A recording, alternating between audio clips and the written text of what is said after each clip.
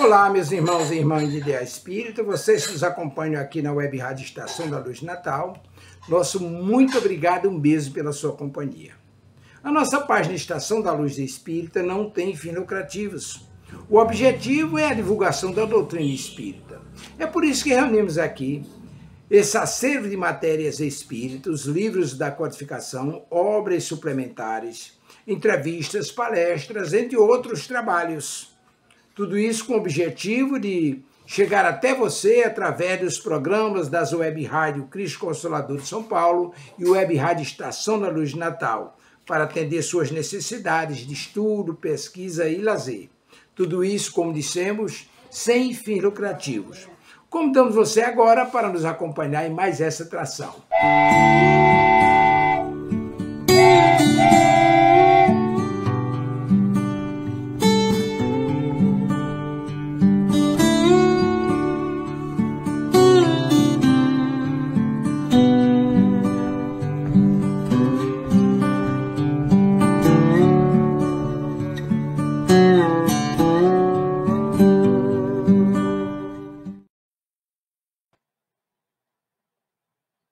Olá, minha gente! Bom dia, bom dia, bom dia! Sejam todos bem-vindos ao nosso programa dos Domínios da Mediunidade, aqui pela Web Estação da Luz, Tavares, nosso querido Tavares, que faz um esforço danado para colocar aí muitos programas sobre muitas outras, sobre espiritualidade, né? Então, a gente agradece demais essa oportunidade da gente estar aqui de novo. Bom dia, Mauri, querido! Tudo bem?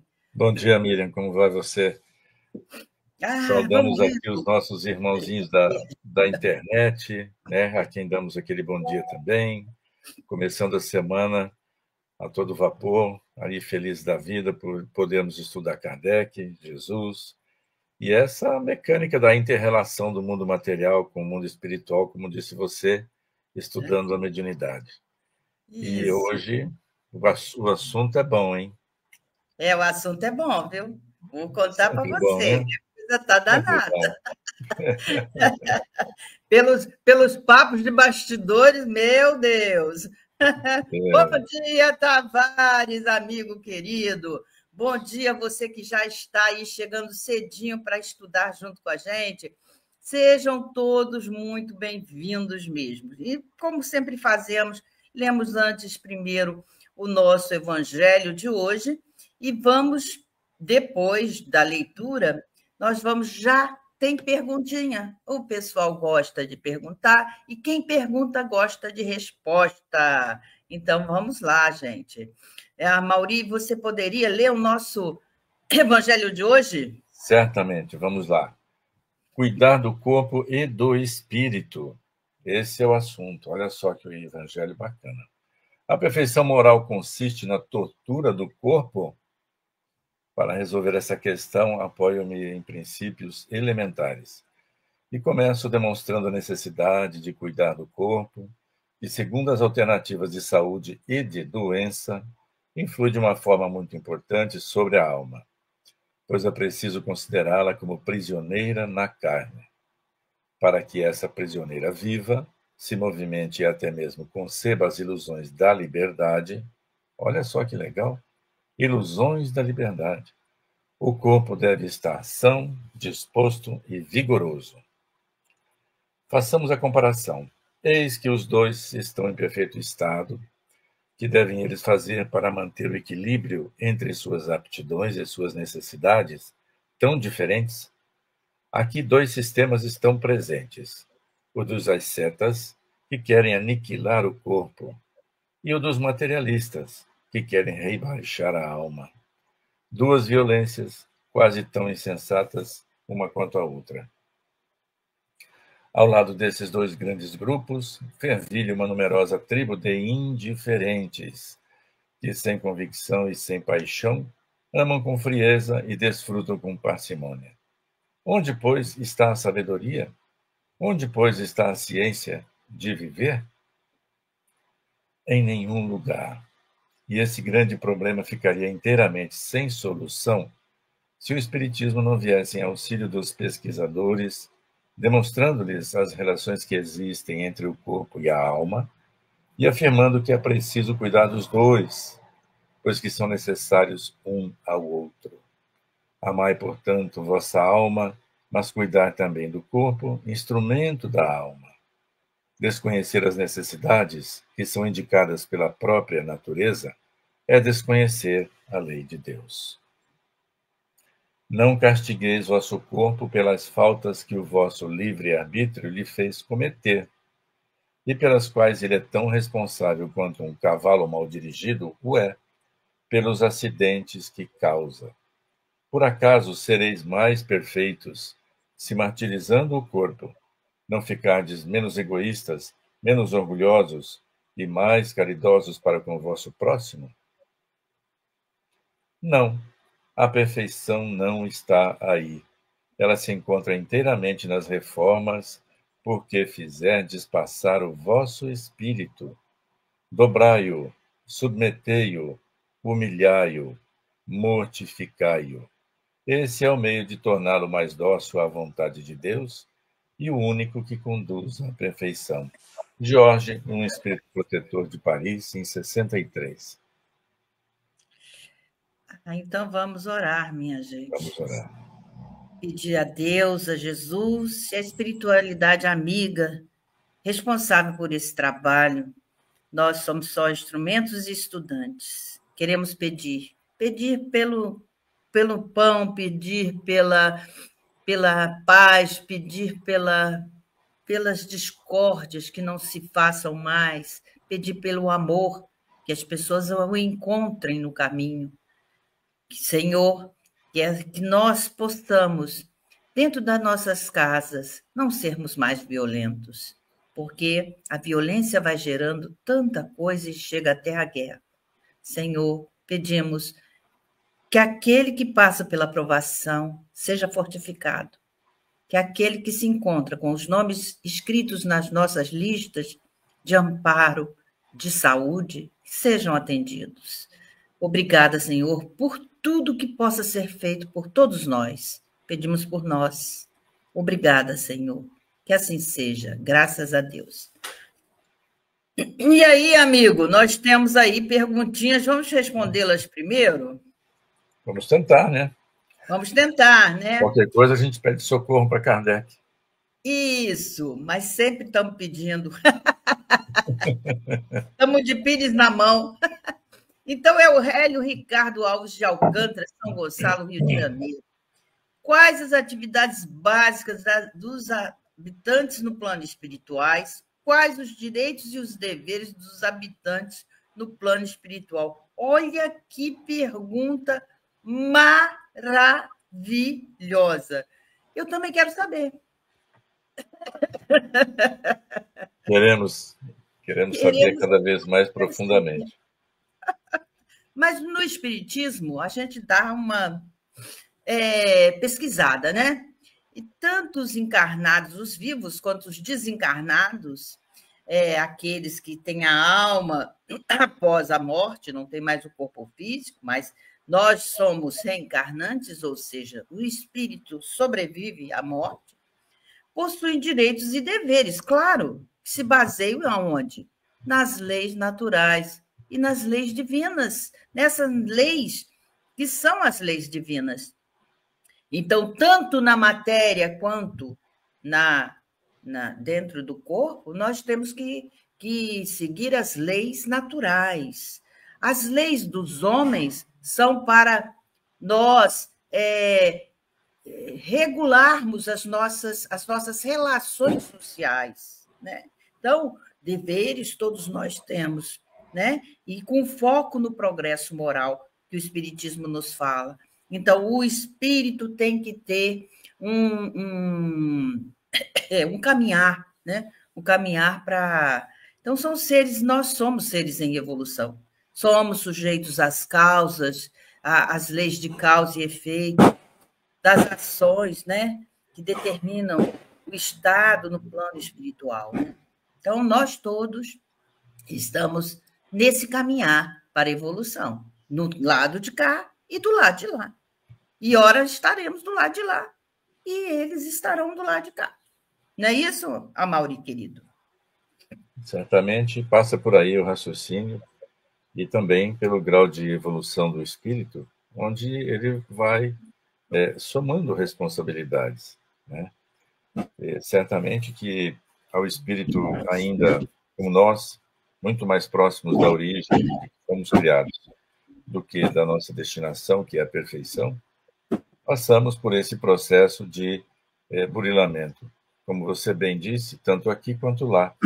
E essas coisas não se misturam. Nós fazemos aqui um raciocínio separado, mas o que é isso aqui, senão um instante diante da eternidade do espírito, vamos dizer assim, não sabemos para trás a quantas eternidades já fomos criados, e eu refiro eternidades no plural, porque é assim que o espírito se vê quando está naqueles sofrimentos eternos, né?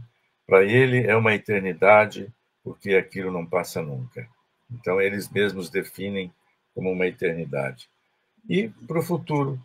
Então, certamente, somos assistidos, tanto quanto aqui, assistimos aqueles a quem podemos, né?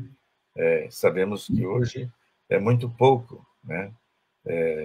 Aqui a gente tem poucos recursos para oferecer essa assistência, mas oferecemos, né? Nós vamos beber na fonte infinita de amor divino, que nos dá na quantidade matemática do que precisamos, e isso nós transferimos. Essa é a ideia. É assim que nós estamos, a isso é que nós estamos nos encaminhando. E na espiritualidade, os deveres continuam os mesmos, só que não com o estorvo de carregar esse corpo aqui. As dimensões lá sugerem, né, muito mais liberdade, como o próprio texto diz. Então, a liberdade do espírito trará novas responsabilidades, novas atitudes, cujos termos, para defini-las, nós não encontramos aqui na nossa linguagem. Mas certamente sempre vai contemplar o labor, principalmente o labor por si próprio, o desprendimento, né? O buscar alcançar todos aqueles a quem nos oferecem ajuda. Por isso, só concluindo, compreender, por exemplo, o que já nos trouxe essa obra aqui, a compreensão de como é o mundo espírita, o mundo lá no mundo espiritual, como é que a coisa se dá.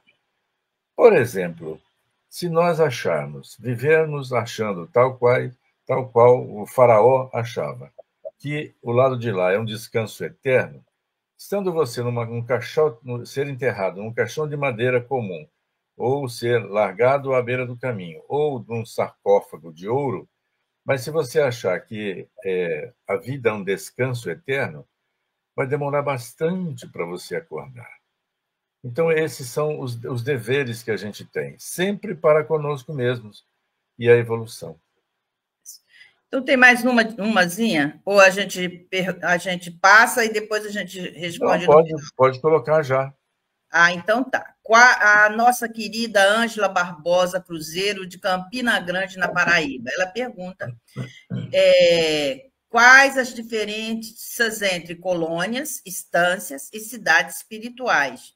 Bom, a gente tem que fazer aí, então, uma pequena pesquisa. Fizemos assim, vamos ver. Todas as obras espíritas vão falar dessas diferenças. A colônia espiritual, elas são comunidades onde espíritos eles se reúnem por afinidades, para estudo, para trabalho, para auxiliar outros espíritos, se preparar para novas encarnações. Essas são as colônias. Então, colônia pode ser assim classificada, né, como um posto de socorro, ou uma cidade onde a gente vai se recuperar, enfim, a gente vê o filme Nosso Lar, enfim, você pode ver e você vai perceber o que é uma colônia que está, dizem, né, nas literaturas, está sobre o Rio de Janeiro, né? Então, instância e instâncias. Instâncias é um termo comum, mas também pode se referir a um local de moradia, de convívio, num plano espiritual, muitas vezes associado ao ambiente mais tranquilo e de descanso. Se você ler a obra Missionários da Luz, lá eles vão falar das instâncias.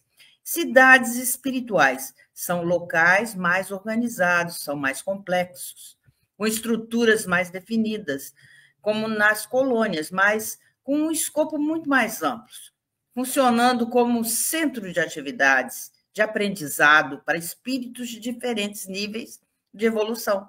Então, as cidades espirituais, elas são formadas pela força do pensamento e da vontade daqueles espíritos que ali estão,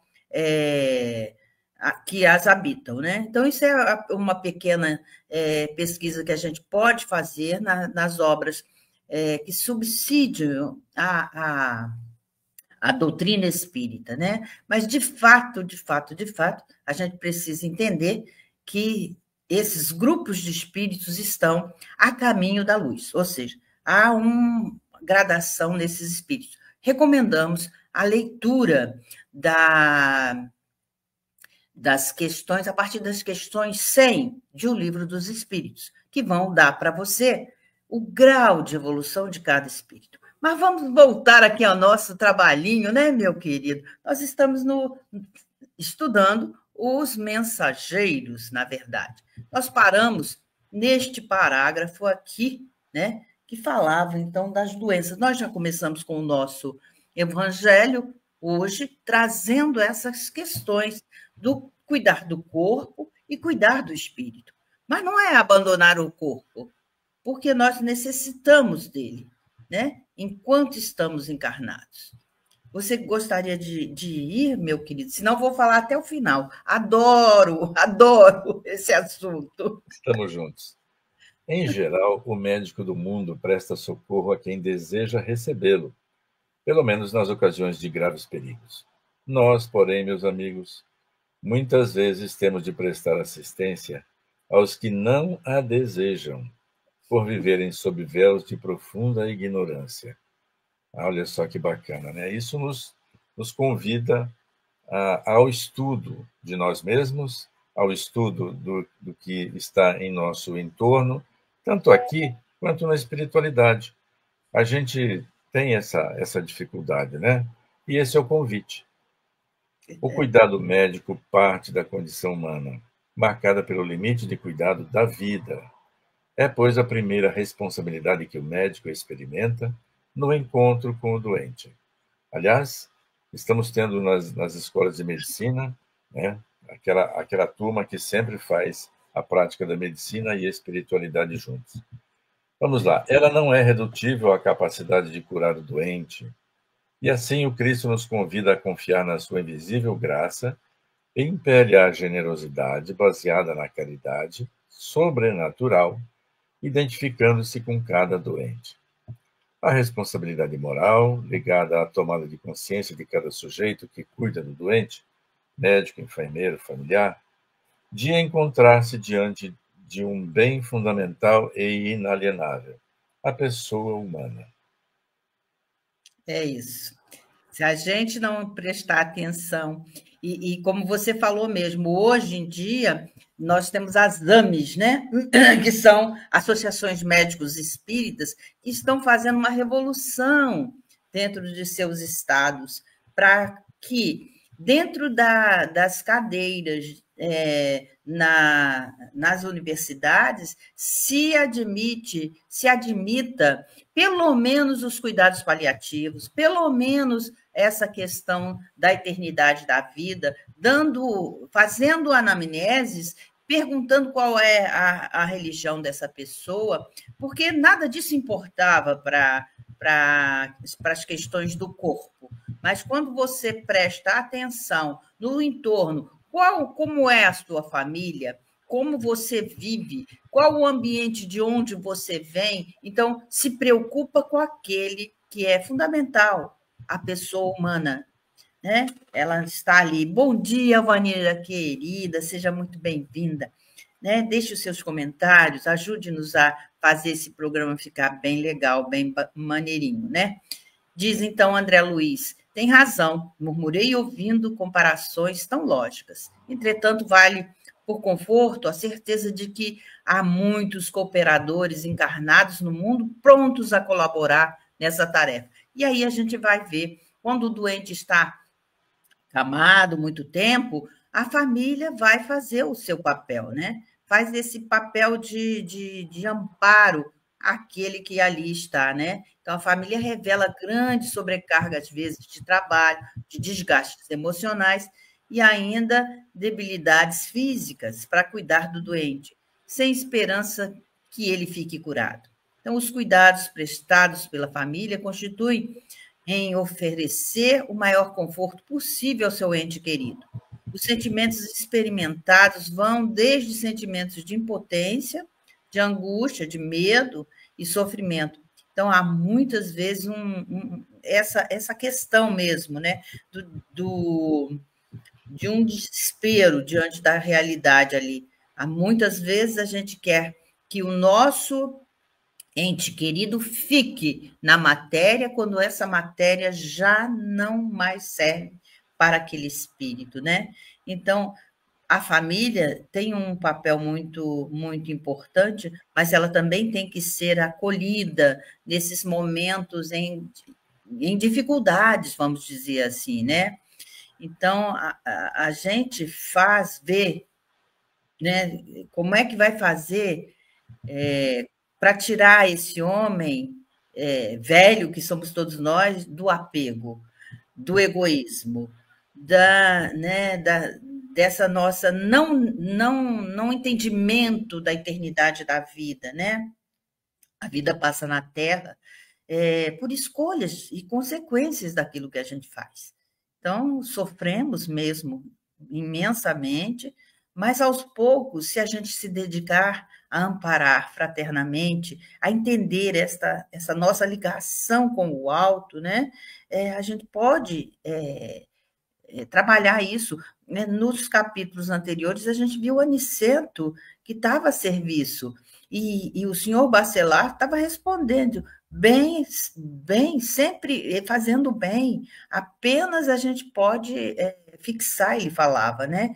Que é indispensável aprender, servir e passar. O seu Bacelar, neste nosso capítulo, vai dar essas questões, né? Os espíritos não fazem o trabalho que nos compete fazer. Cada um faz da maneira como melhor pode fazer, com o coração, o labor com o Cristo. Ele é ininterrupto, ele é dinâmico, ele é intenso, mas a gente tem que ter essa visão de eternidade da vida. Se esse nosso ente querido é um espírito eterno, nós também somos. Nós somos espíritos. Não é isso, meu amigo? Olha, essa ideia de eternidade e de intermitência na ajuda que nós temos que nos prestar nos arremete sempre também ao aspecto da evolução de como isso é feito. Eu posso citar como exemplo um trabalho feito aqui na região oeste do Paraná de treinamento para o cuidador da pessoa idosa. Existem muitas pessoas que fazem para ter ali uma profissão, já que eu conheço lá, é um trabalho feito como extensão universitária, né, de uma universidade pública, e é feito na casa espírita. Então, muitas pessoas fazem para cuidar dos seus. Alguns, ou a maioria, fazem para ter uma atividade rentável. Enfim, nós temos que ir nos preparando para fazer isso cada vez melhor, como você bem lembrou aí, porque isso é intermitente. Falávamos no início da saúde do corpo, né? O Evangelho está bem conectado a isso aí. Qual é o limite para que se faça isso? Olha, é o limite da necessidade. Então, a forma como isso se sucede de forma intermitente, sempre de um enfoque diferente, mas é intermitente. Então, a dedicação às pessoas, ela requer esse preparo, essa dedicação.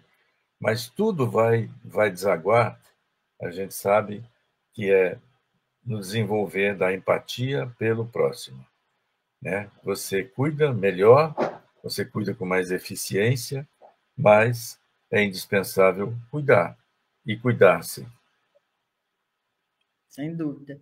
Eu trouxe esse livro que eu acho, para mim, foi um dos livros que me impactou sobremaneira do Leon Denis, né? E é um livro que fala, vai preparando a gente para um destino, para um caminho, entendendo que o caminho é aonde a gente escolhe. Então, não somos juízes de tudo o que se passa no recôndito das almas.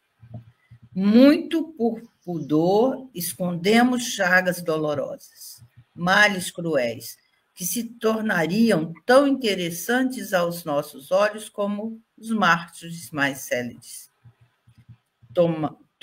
Tornar também essas almas grandes e heróicas o combate interrupto que pelejam contra o seu próprio destino. Quantas pessoas querem sair das drogas e não conseguem? Alcoolismo, depressões, e a gente não pode julgar. Está com preguiça. Não presta. São adjetivos que talvez a gente precise repensar e não jogar em cima dessas pessoas. Talvez sejamos nós que possamos ajudá-las.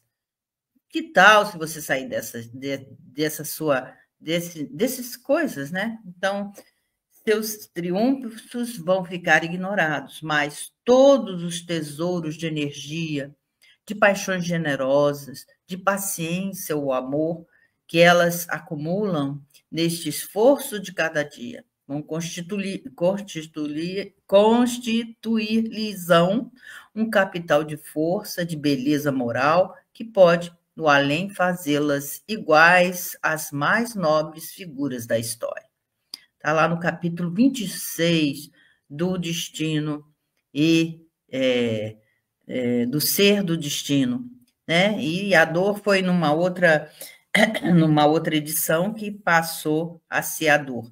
E na última edição, retomou o título original, que o título original é O Problema do Ser e do Destino. Então, Leon Denis sempre muito pontual, vamos dizer assim, né? Ele sempre muito pontual com essas questões todas nossas, porque quantas pessoas não sofrem um câncer e ficam caladinhas, nem a dor elas gemem mais, porque elas sabem que vai passar. Então, a gente não, quem somos nós para julgar, para fazer algum movimento contra aquele que está passando por uma aprovação muito grande, né? Então, talvez eles estejam com energias para fazer boas preces, pedir socorro, eles pedem socorro sempre, o tempo todo. Então, cabe a cada um que tem ao seu lado alguém nessas situações de desamparo, ampará-los. Então, quem tem que ter paciência, quem tem que ter amor, quem tem que se esforçar para auxiliá-los, somos nós, porque, de repente, eles também estão fazendo todo esse movimento. Eles rezam, fazem preces que alcançam os céus, né? Então, você também pode fazê-las. Não é isso, Amaury, querido? Olha, a Leon Denis sempre é muito assertivo, né? Tem um raciocínio retilíneo, uma coisa muito gostosa, né? Contempla assim, aquele prazer de leitura.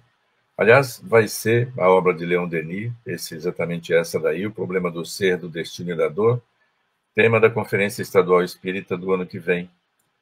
E segundo ficamos sabendo, assim, a boca miúda, contaremos com palestra interessante, muito palestras, né? O estudo vai ser todo voltado em torno dessa obra. É muito bom, é impactante, é um livro que é impactante na vida de qualquer pessoa. Fantástico. E ele faz referência muito feliz aí, e tanto quanto nos seja possível, a gente compreende que Nós estamos aqui para sermos aqueles heróis comuns, aqueles que fazem aqueles pequenos enfrentamentos diários e que passamos pela existência, muitas vezes desapercebidos, sem grandes e notáveis significação de fama e de projeção social, mas sim, todos temos que fazer esforços, pequenos esforços, e sermos heróis de nós mesmos para que a transformação se possa dar. E aqueles merecimentos, nós vamos sim recebê-los. Vamos recebê-los renovando as nossas forças, recebendo renovadas oportunidades, enfim, desses tais heróis desconhecidos, desses heróis de si mesmos, a que se refere o nosso querido Leon Denis. Deixa eu dar bom dia para a poetisa Isilda Godinho. Seja muito bem-vinda, minha querida. Sempre está junto conosco também. Você pode continuar aí, meu querido? Olha, era essa a observação que eu tinha para fazer, essencialmente. Mas André Luiz continua. O senhor Bachelard teve uma expressão fisionômica muito significativa e revelou: nem sempre a cooperação é outro problema. A maioria dos irmãos que se propõe ao serviço parte daqui prometendo, mas gosta de viver desencarnado no planeta. Poucos fogem ao estalão comum. Interessante, né? A dor física, diz Leon Denis, pode-se também dizer, resulta da desproporção entre a nossa fraqueza corporal e a totalidade das forças que nos cercam. Forças colossais e fecundas, que são outras tantas manifestações da vida universal. Olha só que paralelo que ele faz, maravilhoso, né? Então, não é a dor que é muita, né? Você é que está sendo submetido a forças descomunais, né, diante das suas capacidades desenvolvidas. Apenas podemos assimilar ínfima parte delas, mas, atuando sobre nós, elas trabalham por aumentar, por alargar incessantemente a esfera de nossa atividade e a gama de nossas sensações. Sua ação sobre o corpo orgânico repercute na forma fluídica, contribui para enriquecê-la, dilatá-la, torná-la mais impressionável, ou seja, desenvolve a sensibilidade, né? Numa palavra, apta para novos aperfeiçoamentos. Olha como ele trata essas fronteiras que a gente vai adquirindo pelos esforços, né? Tem um caminhar do espírito, né? Na verdade, nada é por acaso, né? Até a própria dor, o próprio sofrimento vai fazer alargar em você, aumentar incessantemente essa nossa atividade, a gama de atividades. Por que eu estou sentindo tudo isso? Vou atrás de um médico. O médico não deu jeito, então eu vou lá no centro espírita. O centro espírita também não deu jeito. Então eu vou lá no Pai de Santo. O Pai de Santo também não resolveu. Então talvez lá no pastor, vou lá no pastor, também não vai resolver. Enquanto a gente não se conhecer, né? Enquanto esse espírito não se renovar, enquanto esse espírito ainda recalcitrante no mal, né? Como dizem os espíritos, eu gosto dessa palavra porque é uma palavra tão esquisita, recalcitrar no mal, né? Então, somos nós, né? Então, raramente, continuando o texto, raramente encontramos companheiros encarnados com bastante disposição para amar o trabalho pelo trabalho, sem ideias de recompensa. A maioria está procurando remuneração imediata.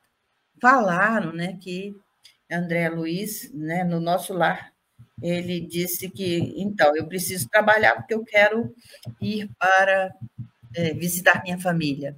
E aí o Calderaro lá pergunta a ele, e você tem bônus horas? E isso se tornou, no meio espírita, uma corrida. Opa, Que bom, eu vou ter bônus horas. Ah, então eu poderei negociar, né? Bom, a Ilza está dando bom dia a você, bom dia, querida. Né, a Mauri, ela falou aqui, bom dia, Mauri. Que alegria. A Ilza é muito querida, o trabalho que ela faz é Bacana. muito intenso, bacana, sui generis, vale a pena. Aqui na nossa livraria temos algumas obras dela, acho que tínhamos. Eu tenho que até dar uma olhada lá.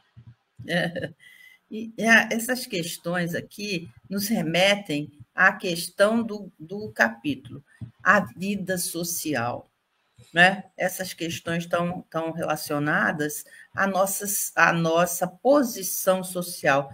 E aí, eu achei por bem trazer a 850 de O Livro dos Espíritos. A posição social, a posição não constitui, às vezes, para o homem obstáculo à inteira liberdade dos seus atos? Que pergunta, hein? Né, Isso amor? aí. Que Se vira com ela. pergunta.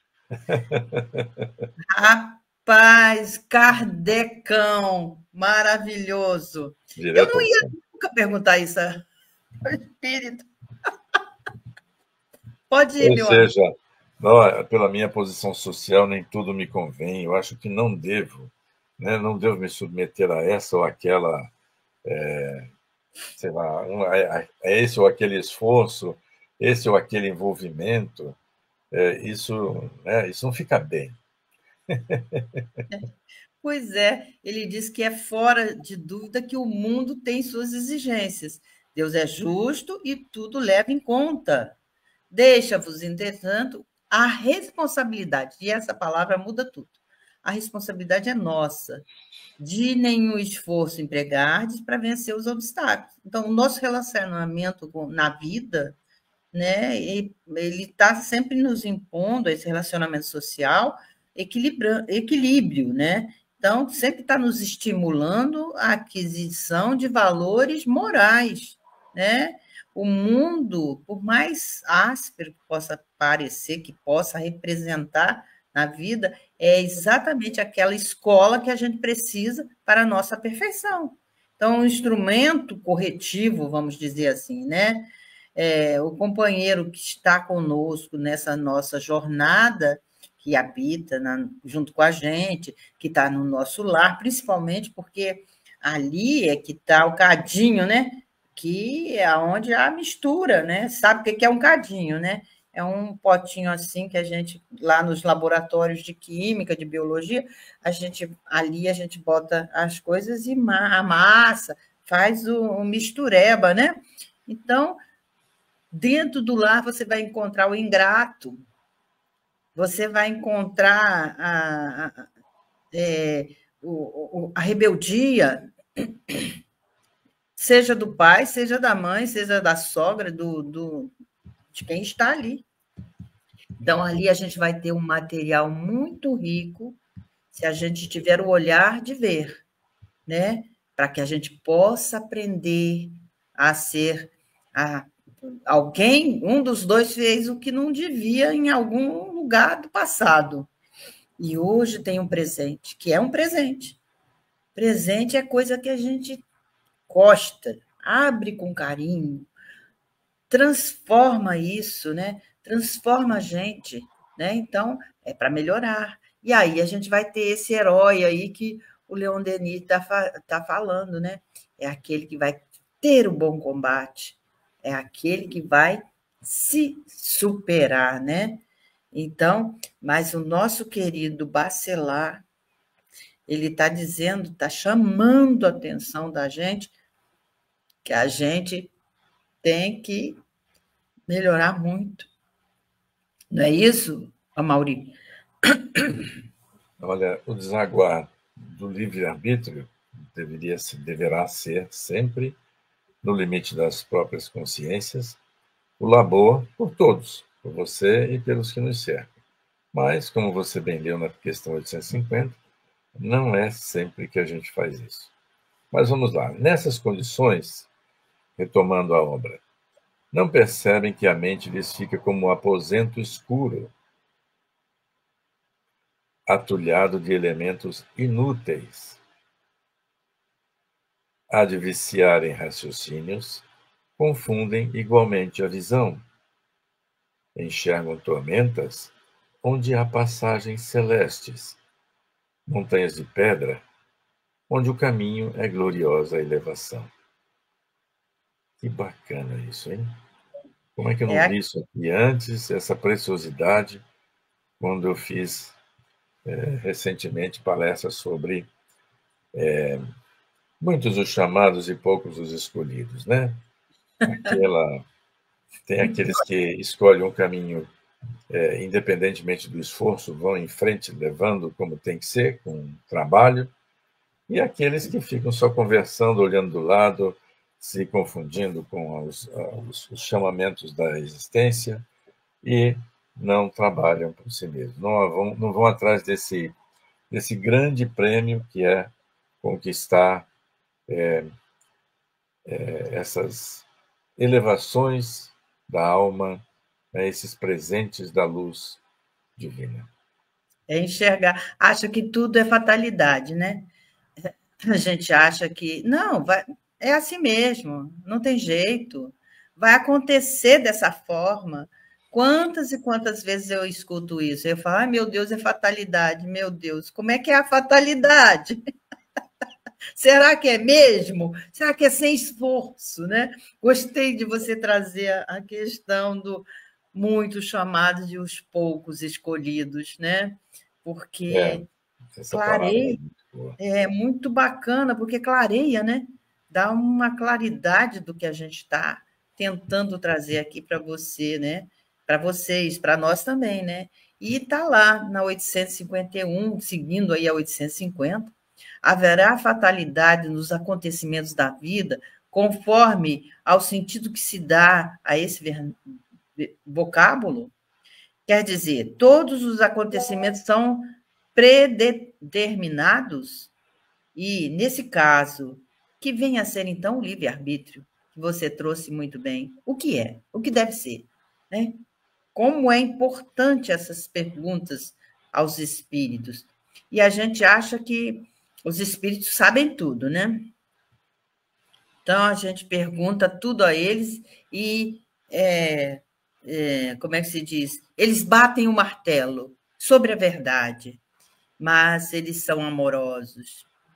São muito amorosos e sabem da nossa fragilidade. Eles nunca batem o martelo.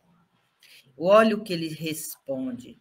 A fatalidade existe unicamente pela escolha que o espírito fez ao encarnar, dessa ou daquela prova para sofrer.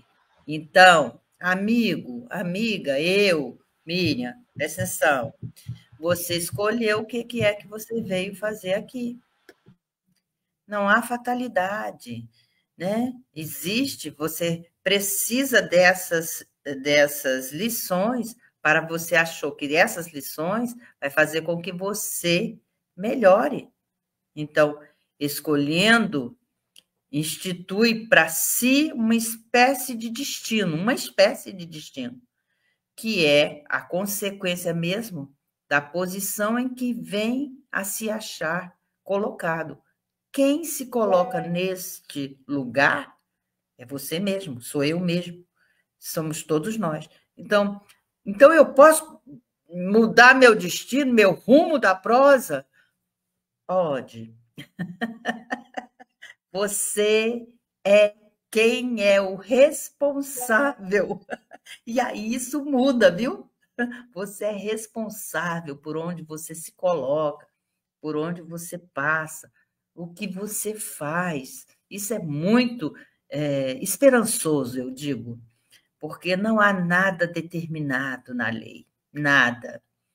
Nossa, a única coisa que é determinada é que a gente está indo com o progresso para a perfeição. Então, entre o nosso nascer e o nosso existir, tem muita caminhada pela frente. É muito ir e vir do plano da matéria e do plano espiritual para que a gente possa aprender. Então, há uma ampliação, eu digo, do nosso olhar perante a vida. Não é isso, Amaury? Estou falando muito, Amaury? Me dá um corte aí, Amaury. Olha, sobre esse assunto livre-arbítrio, é bom a gente tocar nesse tema sempre que possível, porque nós normalmente fazemos uma concepção assim um pouco equivocada. E cada vez que a gente olha o assunto, revisita uma obra, a gente vai aprimorando. Veja bem, é como se matriculássemos numa universidade, né? Universidade da paciência. Então, você escolheu as pessoas que vão te ensinar paciência, as pessoas que vão te proporcionar isso. Vai sobrar para você escolher ir ou não à aula, fazer ou não fazer bem feitas as provas, né? Ser aprovado ou não ao final. Então, algumas escolhas você vai poder fazer. Mas veja bem, as pessoas normalmente acham que batem no peito e falam assim: eu faço da minha vida o que eu bem quero. Não é bem assim. Veja bem, o sabidão, ou bobinho. Porque assim, olha, você vem para cá com as provas escolhidas. Você vem para cá com todos aqueles seus professores, aqueles normalmente com quem você tem os seus perrengues passados. Então você vem com a agenda pronta. Vai sobrar muitas vezes para você a escolher, por exemplo, eu vou vencer o sofá, vou sair do conforto, porque eu tenho que fazer o enfrentamento, eu tenho que ir para a escola, eu tenho que ir para a casa espírita no sábado à tarde, no domingo de manhã, numa noite dessas. Eu tenho que me interessar por mim. Então, sobram algumas coisas para você escolher, sim. Mas você já percebeu que nós temos não só os companheiros de jornada, uma agenda pronta, nós temos, assim, uma porção de eventos nos quais precisaremos passar, porque fazem parte da essência da sua prova, daquilo que você escolheu passar. Então, achar que você pode estar dando guinadas gigantescas na vida, porque você pode escolher, vamos imaginar aqui, como você atribui responsabilidade de livre-arbítrio para um operador de uma gigantesca colheitadeira daquelas que a gente vê trabalhando nas fazendas. Se o sujeito nunca nem andou de bicicleta, ele não sabe operar uma máquina elementar. Então, se você colocá-lo numa máquina daquela, é lógico que ele não vai responder com responsabilidade pelo ato. Agora, se ele já é um piloto de colheitadeiras e já conhece várias, enfim, ele sim, ele pode arbitrar isso ou aquilo, ele tem responsabilidades. A nós não vai ser dado tarefas cujas responsabilidades nós não as possamos cumprir. E é essa compreensão que a gente tem que trazer. Então, achar assim, olha, eu posso me movimentar como eu quiser na existência. Pode. Mas você vai ser lembrado pelo seu anjo da guarda, que vai estar sempre ali tentando garantir que a existência tenha êxito. Né? Ele vai estar te lembrando. Por isso a gente está conectado com ele, para cumprirmos minimamente com aquilo que nos cabe. Então, a providência divina, para que a existência seja de sucesso, é plena. Nós temos, inclusive, a divindade para recorrer o tempo todo, né, Miriam? Uhum.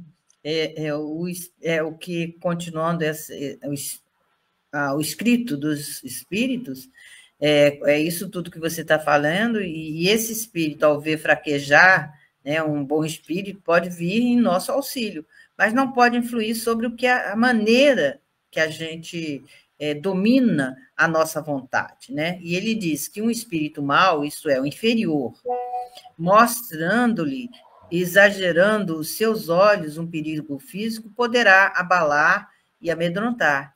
Nem por isso, entretanto, a vontade do espírito encarnado deixa de se conservar livre de quaisquer peias. Ou seja, você pode resistir ao mal ou você pode escolher esse seu caminhar de maléfico, vamos dizer assim, né? Então, continua o nosso Bacelar falar de pequenos enganos, e pequenos enganos formam o continente das fantasias. Daí por diante, a capitulação das experiências terrenas, incluindo-as mais fortemente para a exigência animal e chegados a este ponto, raros voltam ao dever sagrado para considerar a grandeza das divinas bênçãos. Então, a gente não pode olhar apenas aquilo que a gente... Nossa, eu estou passando por esse coisa, então o problema fica enorme. Mas você passou por tanta coisa boa e você não consegue ver, né? Aí eu trouxe a 852. Muito bom, muito bom. Continuamos. Há pessoas que parecem perseguidas por uma fatalidade independente da maneira por que procedem. Não lhes estará o destino, o infortúnio? São talvez provas que lhe caibam sofrer, e elas escolheram. Porém, ainda que lançai à conta do destino o que as mais das vezes é apenas consequências dos vossos próprias faltas. Trata de ter pura a consciência em meio dos males que te afligem, e já basta consolado te sentirás. Entendeu? Então, é você enxergar que o problema existe, mas ele tem que ter uma proporção que ele tem, e não, só tem o problema, né?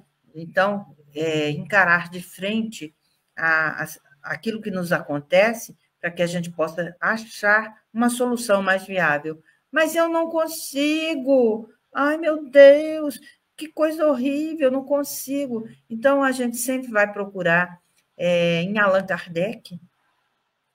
Como é que é essa história? Tem a prece, você fala com a prece, mas aí você não fala de coração, você fala só de palavras, e continua na mesma história. O que Allan Kardec vai falar para a gente?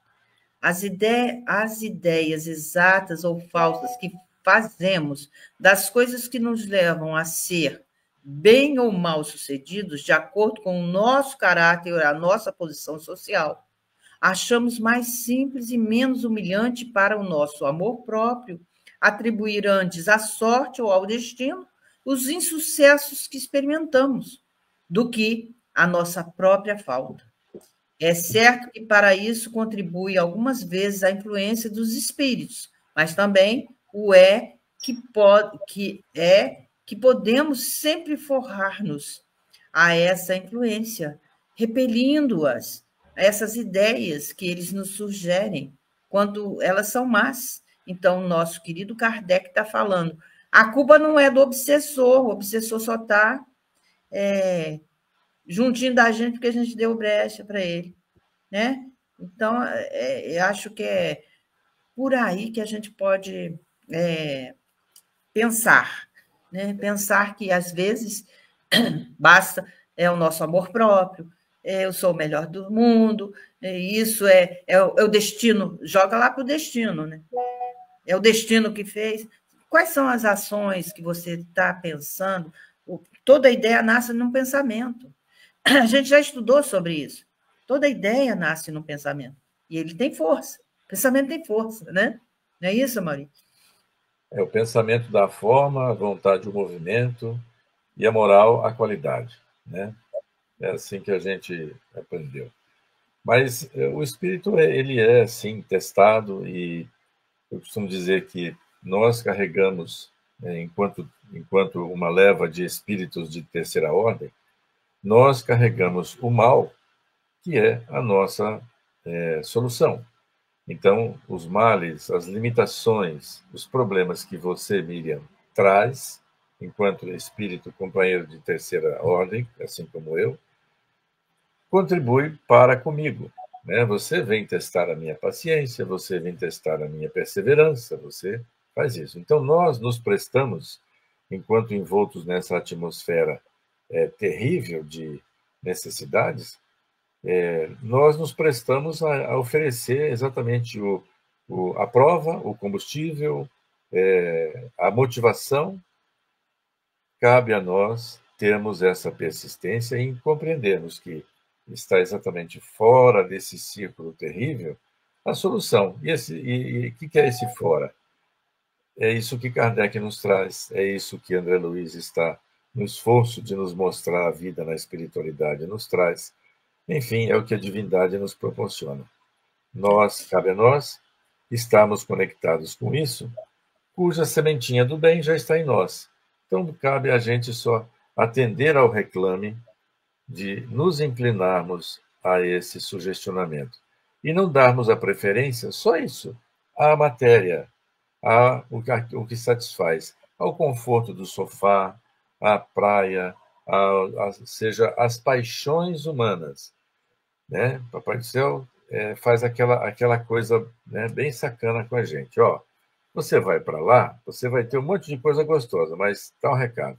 Você não pode gostar daquilo, tá bom? Então, nós estamos expostos ao que necessitamos. Nos cabe, sim, estarmos na boa sintonia. Eu lembrei sempre lembro, né, daquele desenho que eu, como já falei, adoro desenho animado, ó vida, ó azar, ó destino, né? A hiena sempre naquele não vai dar certo, sempre está naquela vibração ali. E o hard, né? Ai, vai dar tudo certo, faz tanta besteira, super otimista, né? Tá na beira do abismo e dá o passo para o abismo, né? Enfim.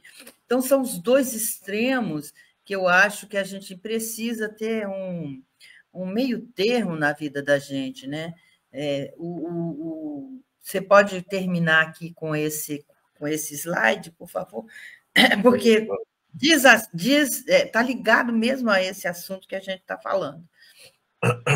Pois não. Nosso interlocutor fez uma pausa e tornou.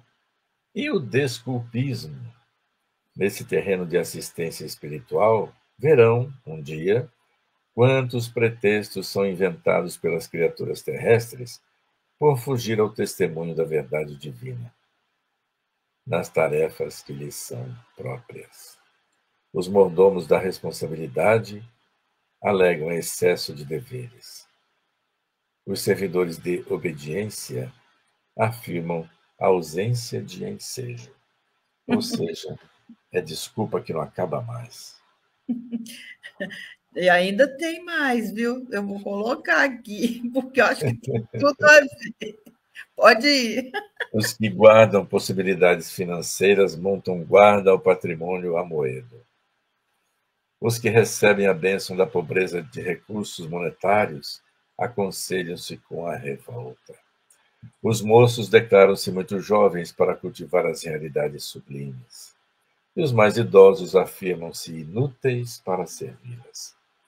Os casados reclamam contra a família, os solteiros queixam-se da ausência dela.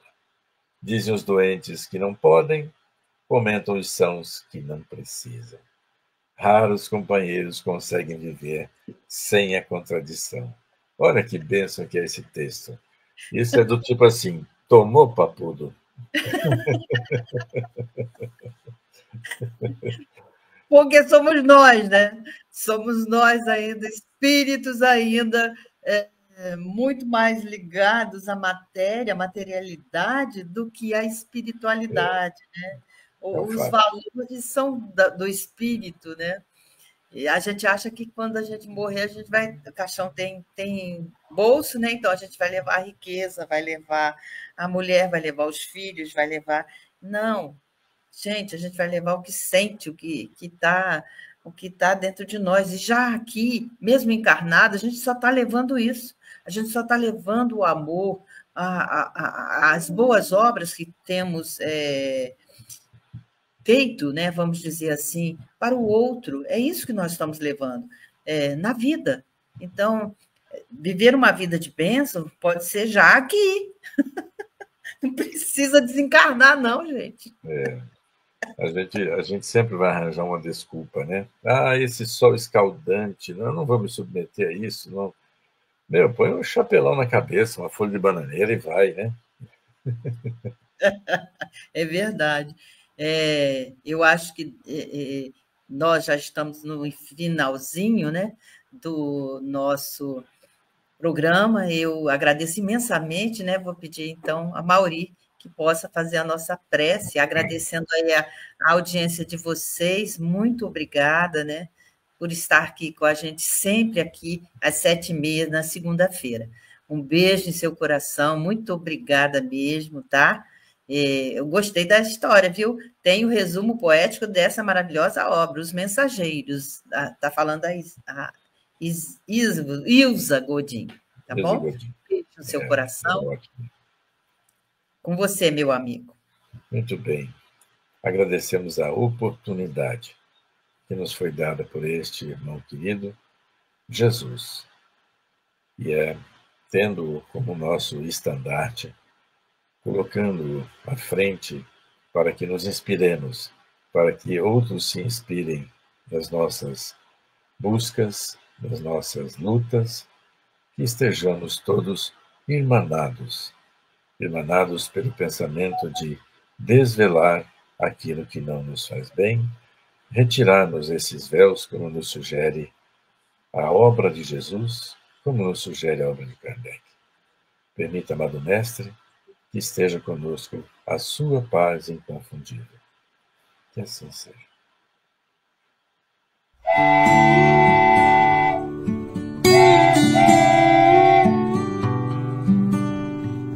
Chegamos ao final do nosso programa. Muito obrigado por ter nos acompanhado nesse trabalho e aguardo você na próxima atração.